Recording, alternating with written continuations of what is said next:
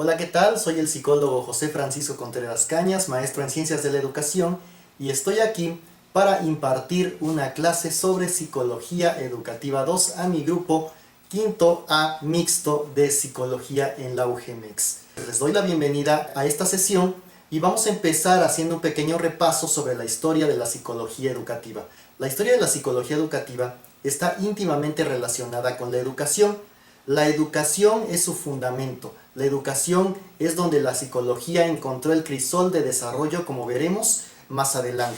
La educación es el fundamento de todo el desarrollo del ser humano a través de las diferentes edades o épocas de desarrollo de la raza humana sobre la faz de la tierra. Esperemos que en algún momento sepamos también cómo se aprende, cómo se enseña más allá de los límites de nuestro mundo. Pero por ahora vamos a centrarnos en los hechos concretos que dieron paso a la creación de la psicología educativa como disciplina diferenciada de la psicología como tal.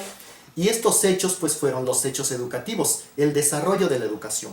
Iniciamos la historia de la psicología educativa desde la antigüedad. La antigüedad, como ustedes saben o como ustedes pueden llegar a saber, pues se divide en muchas épocas. Todo empezó por allá del Neolítico, cuando los primeros asentamientos humanos empezaron a diferenciar las actividades que realizaba el hombre, sobre todo las actividades de trabajo. Las actividades de trabajo requerían un aprendizaje, y al requerir un aprendizaje necesitaban que alguien enseñara las formas, las costumbres, cómo debía darse este aprendizaje, cómo debía darse el trabajo, cómo debían transmitirse los conocimientos necesarios para poder subsanar las necesidades de las sociedades antiguas. Con el paso del tiempo, pues el hombre empezó a hacer un predominio de su razón a través de las funciones cognitivas, sobre todo el desarrollo del lenguaje. Cuando este lenguaje lograba establecerse de forma hablada y escrita, le daba fortaleza a la cultura.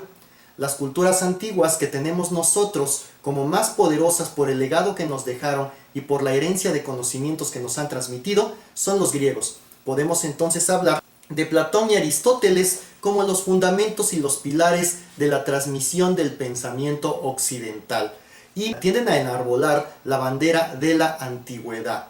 Ellos ya enseñaban en los famosos liceos, donde tenían unos aprendices, unos educandos que generalmente formaban parte de las clases altas.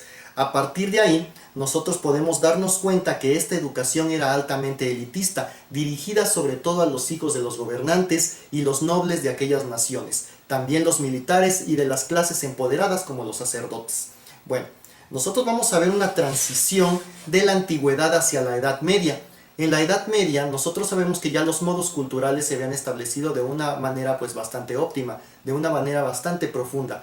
Estos modos culturales, como la religión, llegaron a tener una gran predominancia y dominio sobre los ámbitos políticos y económicos de los estados o de las naciones, o en este caso algunos países que ya se habían consolidado como tales. En la Europa nosotros podemos notar que la religión, sobre todo la religión cristiana, tomó un gran auge y controló todas las esferas del aprendizaje en aquel entonces. Nosotros estamos hablando que sería una transición entonces del modelo antiguo de enseñanza a un modelo que nosotros vamos a llamar escolástico, pues todo se hace a través de la religión y todo se hace a través de los preceptos religiosos, de los preceptos del cristianismo. Entonces, nada de la razón puede escapar de ello. Santo Tomás de Aquino pues es uno de los más famosos exponentes de esta escolástica y de esta razón a través del conocimiento divino o dado por Dios. Vamos a ver que entonces la educación pues era altamente clerical, pues estaba en manos del clero, que era pues digamos la agrupación que se dedicaba a transmitir los conocimientos religiosos. A partir de ahí nosotros vamos a ver una transición hacia la época del Renacimiento.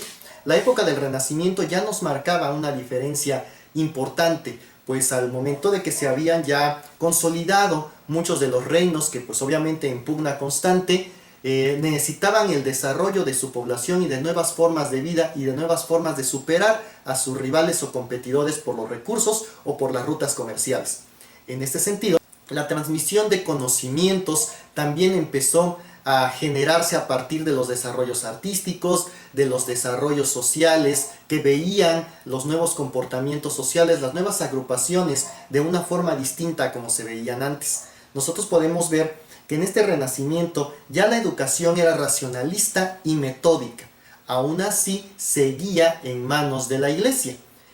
Podemos ver también que aún no había una transición hacia el populi, hacia el pueblo. No había una transmisión de conocimientos formal y metódica hacia todas las personas y seguía esto de una forma un tanto elitista. Pero nosotros vamos a ver una transición en los modos del pensamiento al llegar la Ilustración, al empezar a darse el germen del pensamiento liberal, a darse la separación de la iglesia y el Estado, y es aquí donde nosotros reconocemos al hombre ya como el centro del universo y abandonamos la idea deica, la idea de tomar a Dios como el centro del mismo y que de ahí provenía todo conocimiento. Y el hombre empieza a admirarse a sí mismo, a admirar su razón de una forma un tanto narcisista y tratar de aprender todo lo que podía ser comprensible, todo lo que podía ser aprendido, todo lo que podía ser transmitido como conocimientos.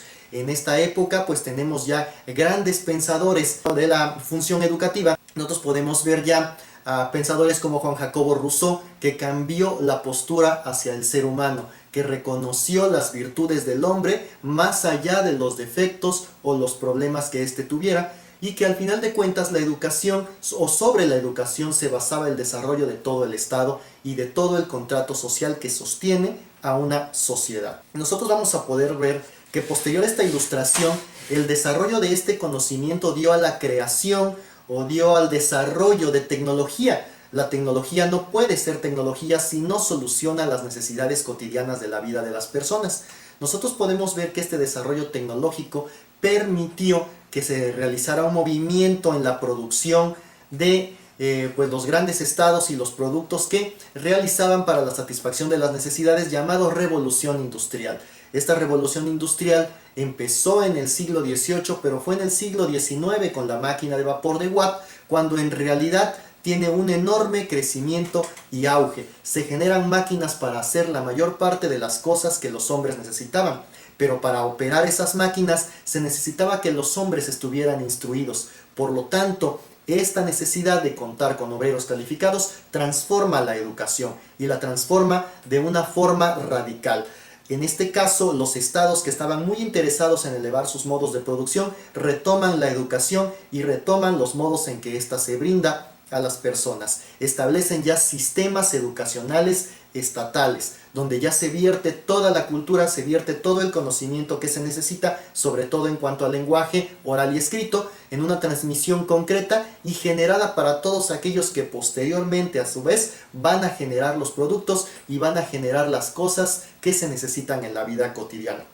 Es en el siglo XX cuando ya empieza la relación estatal entre producción y educación, y es entonces cuando nosotros vemos aquí ya la aparición, puesto que a finales del siglo XIX ya los laboratorios de psicología empezaban a trabajar sobre las percepciones y sensaciones, cuando los conocimientos vertidos por estos laboratorios se vuelven importantes y son reconocidos dentro del ámbito educativo con la fundación de la APA y Edward L. Thorndike pues como el fundador. Y también vamos a darnos cuenta de un hecho muy importante para la psicología. La psicología surge ya como una disciplina que se transmite, que se enseña, que sus postulados y generaciones teóricas pasan a la práctica en el ámbito educativo. La psicología nace como ciencia en la educación.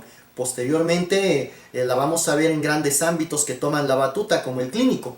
Pero recordemos que inicialmente el ámbito clínico estaba dominado por la psiquiatría, no por la psicología. La psicología empieza entonces en la educación, donde tiene su caldo de cultivo más fundamental. Nosotros vamos a poder ver entonces que las escuelas de psicología tienden a estudiar el fenómeno cognitivo, el interés por lo cognitivo y la separación de la psicología pura y aplicada. Pura como fundamento teórico y aplicada como generadora de técnicas. ¿Y dónde más podía generarlo? Que en la educación. ¿Dónde podía tener esos pilotos de pruebas para cada una de sus técnicas? Si no es en la educación, donde se tiene una población cautiva a la cual se le pueden aplicar todos los conocimientos y generar conclusiones a partir de las investigaciones realizadas. Surgen entonces la medición de la inteligencia como concepto, que es muy importante para el desarrollo de la psicología educativa. La función intelectual es medida por fin, se generan parámetros de medición de estas funciones intelectuales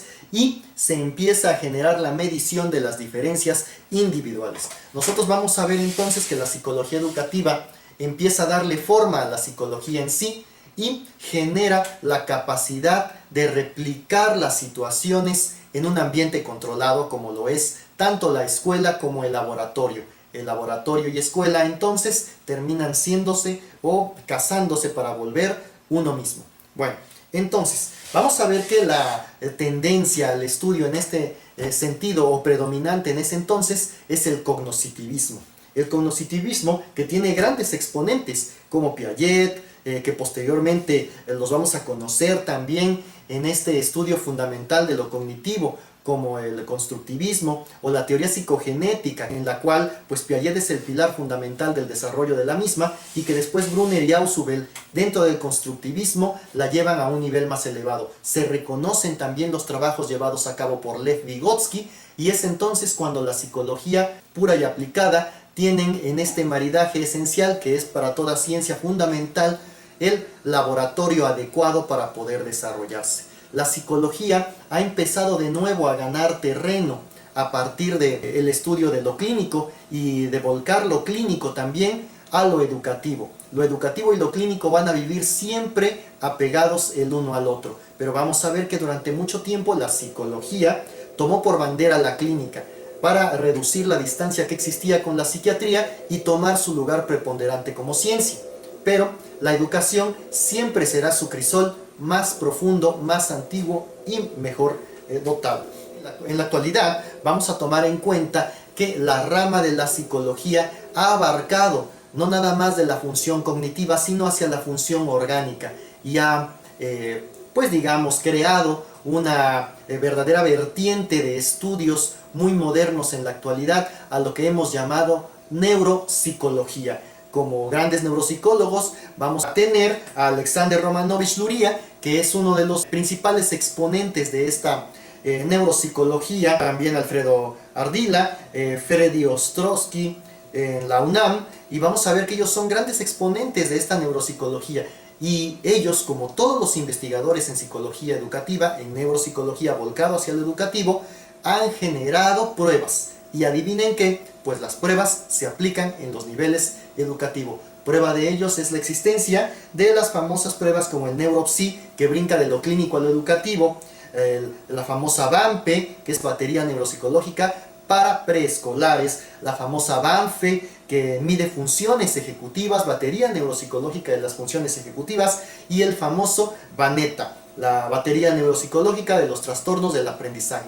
Entonces podemos ver que el pilar de desarrollo de las investigaciones en psicología educativa es sin duda alguna la educación. La psicología educativa, el proceso de enseñanza, los errores que están en esto y cómo poder ayudar a la persona a desarrollar mejores técnicas y mejores formas es el objeto de estudio de la psicología educativa, el aprendizaje y las formas en que mejor se desarrolla.